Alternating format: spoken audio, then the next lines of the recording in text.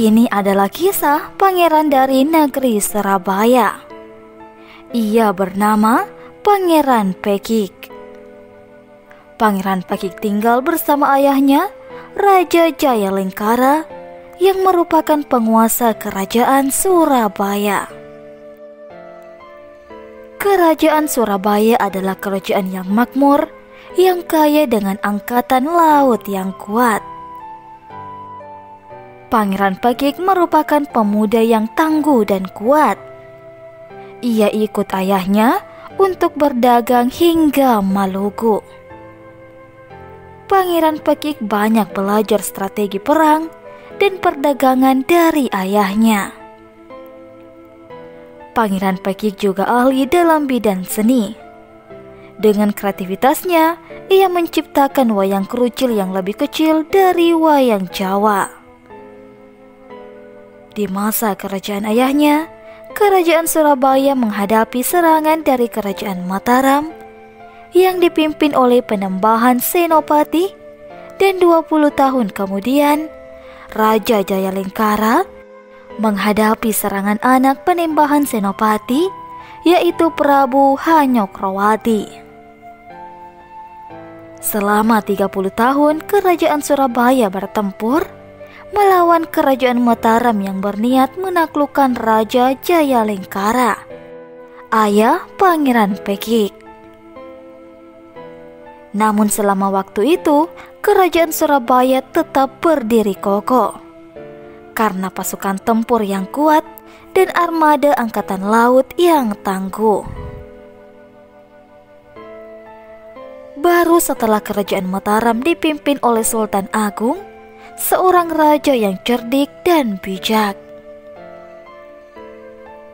kerajaan Surabaya dapat ditaklukkan kerajaan Mataram. Kali ini Sultan Agung pemimpin kerajaan Mataram tidak berperang dengan Raja Jayalengkara karena mengetahui pasukan Raja Jayalengkara sangatlah kuat di medan pertempuran. Namun Sultan Agung menggunakan taktik untuk mengisolasi kerajaan ini, sehingga perdagangan yang merupakan tulang punggung perekonomian kerajaan Surabaya hancur. Rakyat Surabaya lama-kelamaan banyak yang menderita kelaparan dan wabah penyakit karena wilayah kerajaan Surabaya diisolasi, yang menyebabkan Raja Jayalengkara menyerah kepada kerajaan Mataram dengan damai. Akhirnya setelah kerajaan Surabaya berhasil ditaklukkan Sultan Agung, kerajaan Surabaya menjadi bagian dari kerajaan Mataram. Sultan Agung yang terkenal bijak melihat sosok pemimpin di kerajaan Surabaya. Ia adalah Pangeran Pekik. Karena Pangeran Pekik terkenal berani, bijak, dan alim, ia diangkat oleh Sultan Agung menjadi pemimpin ulama di wilayah Ampel.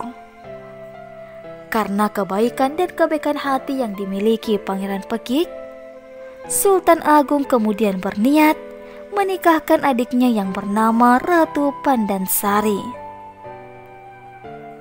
Melihat sosok Pangeran Pekik yang pemberani, baik dan alim, karena juga pemimpin ulama, Ratu Pandansari setuju untuk menikah dengan Pangeran Pekik. Akhirnya Sultan Agung dan Pangeran Pekik ini bersaudara. Suatu ketika, wilayah Giri Kadaton yang dipimpin oleh Penembahan Agung Giri Kawis guna mencoba lepas dari kerajaan Mataram. Penembahan Agung Giri Kawis Guna merupakan sosok yang sangat disegani karena ia merupakan keturunan Sunan Giri yang kuat. Sultan Agung memerintahkan perwira kerajaan Mataram untuk menaklukkan Penembahan Kawis Guna. Namun tidak ada yang berani. Tapi ketika Sultan Agung memerintahkan Pangeran Pekik dengan gagah berani langsung maju siap menumpas pemberontakan di Giri Kedaton yang dipimpin Panembahan Agung Giri Kawiskuna. Saya siap menerima perintah dari Sultan untuk menumpas pemberontak itu, tegas Pangeran Pekik dengan gagah berani.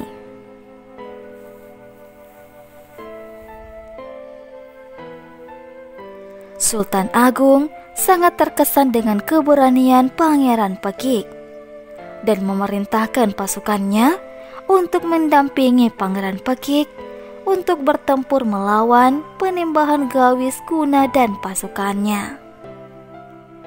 Terjadilah perang hebat di Giri Kedaton. Pasukan Pangeran Pekik menghadapi pasukan Panembahan Agung Giri Kawiskuna. Pangeran Pekik dengan pedangnya Kawiskuna yang kalah jumlah sangat kerepotan menghadapi serangan Pangeran Pekik dan pasukannya. Dengan bekal strategi perang yang dipelajarinya dari ayahnya, Pangeran Pekik memerintahkan pasukan panah untuk melesakkan anak panah ke arah pasukan Panembahan Kawiskuna. Akhirnya, banyak pasukan Panembahan Kawiskuna yang berguguran. Setelah terdesak, Panembahan Kawiskuna menyerah kepada Pangeran Pekik. Pangeran Pekik kembali ke kerajaan Mataram dengan kemenangan. Sultan Agung sangat bangga, dan istrinya Ratu Pandansari juga bangga kepada suaminya.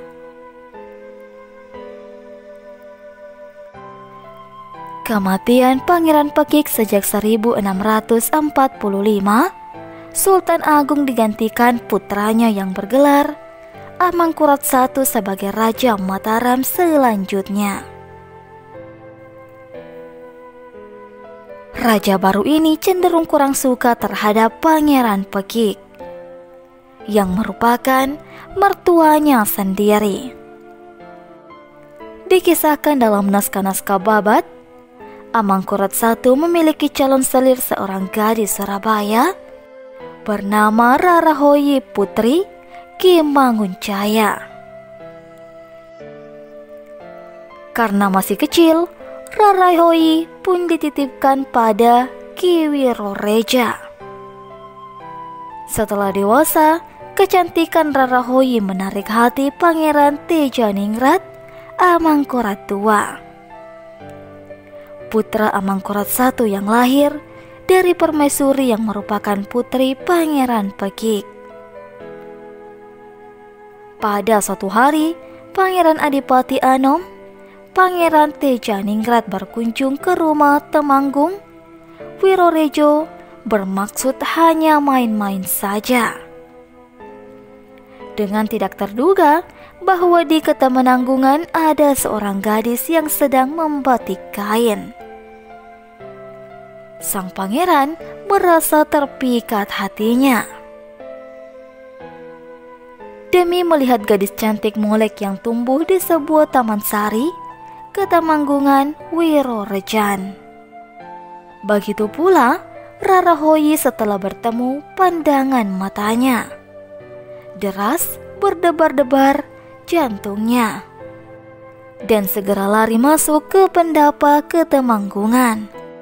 Sambil duduk termangu-mangu, sang pangeran menunggu kehadiran si cantik jelita, namun tidak mungkin keluar karena malu. Ki Tumenggung Wirorejo keluar menghadap sang pangeran dengan sembahnya sambil unjuk atur. Anak gadis yang paduka cari itu sebenarnya putri Piningit dari Surabaya, yang akan menjadi istri ayahanda Raja Sunan Prabu Mangkurat Agung.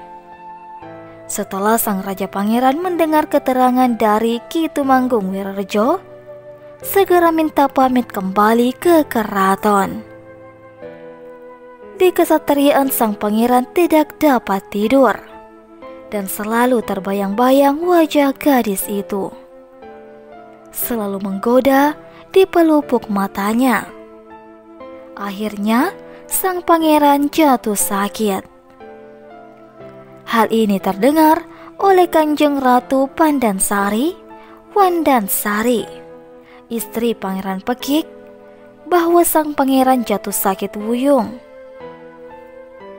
Kasmaran dengan Rorohoi sangkiran sang Prabu Susuhunan Amangkurat I. Atas persetujuan Pangeran Pekik, Rorohoi dibawa masuk ke keraton dan ditempatkan di kesatriaan untuk mengobati penyakit sang pangeran. Pangeran Pekiklah yang bertanggung jawab apabila sang ayah marah. Menurut pendapatnya, mestinya sang ayah mau mengalah dengan anaknya. Ora anak macan Arab tegel mangan gogore. Dugaan ini ternyata meleset. Setelah sang Prabu mendengar Rorohoi jatuh cinta kepada sang pangeran dan malah mendapatkan dukungan dari Pangeran Pekik, beliau geram dan murka. Maka Pangeran Pekik dan Kanjeng Ratu Wandansari serta Pangeran Tejaningrat, begitu pula Tumanggung, Wirorejo, dan Nyi Tumanggung dipanggil menghadap Susuhunan Prabu Amangkurat I. Dalam pasewakan rapat yang luar biasa, sang raja marah-marah dan menjatuhkan hukuman mati kepada Pangeran Pekik dan Tumanggung Wirorejo berdua, dan jenazahnya dimakamkan di makam Banyu Sumurup. Selanjutnya, Pangeran Tejaningrat harus membunuh Rorohoi dari tangannya sendiri. Pangeran Tejaningrat dengan membawa keris terhunus meninggalkan Paseban menuju ke kesatriaan. Sesampainya di kesatriaan, tidak tega akan menusuk Rorohoi. Rorohoi tanggap bahwa yang menyebabkan onar di dalam keraton Mataram adalah dirinya. Maka setelah melihat sang pangeran membawa keris terhunus, ditubruklah keris itu sehingga tembus sampai ke punggungnya. Rorohoi meninggal seketika itu juga. Geram sang Prabu Susuhunan Amangkurat belum mereda dan memerintahkan agar kesatriaan dibakar habis-habisan. Sedang Pangeran Tejaningrat diasingkan atau dibuang ke hutan larangan atau tutupan. Di hutan tutupan, Pangeran Tejaningrat kedatangan Pangeran Puruboyo Banteng Wulung, mengajak Trunojoyo, anak kemenakan Adipati Cakraningrat dari Sampang Madura. Maksud kedatangan mereka mengajak perundingan agar sang pangeran mau merebut kekuasaan sang ayah Prabu Amangkurat I, karena beliau bertindak sewenang-wenang terhadap anaknya serta para kawulanya.